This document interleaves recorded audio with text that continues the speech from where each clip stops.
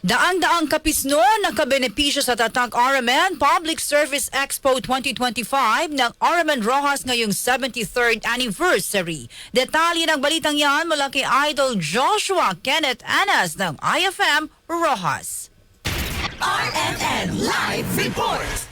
Daan-daang kapisnon ang naging benepisyaryo sa Tatak RMN Public Service Expo 2025 ng 657 DYVR at 93.9 IFM kasabay ng 73rd founding anniversary ng Radio Mindanao Network o RMN na ginanap sa SM City Rojas. May 83 individual ang nakabenepisyo sa libreng medical consultation na pinangunahan ng Capiz Provincial Health Office at Department of Health. Aabot naman sa 82 benepisyaryo ang nakapag-avail ng libreng tooth extraction na pinangunahan naman ng Capiz Dental Society. Maliban dito ay namahagi pa ng libreng gamot sa lahat ng pasyenteng nakapagparehistro sa pangunguna ng Philippine Pharmacists Association Capiz Chapter. Sa kabilang dako ay libre namang nabigyan ng legal services ang higit sa 20 mga individual ng mga abogado mula sa Integrated Bar of the Philippines o IBP Capiz Chapter. Sa kanyang mensahe sa isinagawang programa, sinabi ni RMN Rojas Station Manager Eli Abara na ang naturang aktibidad ay isang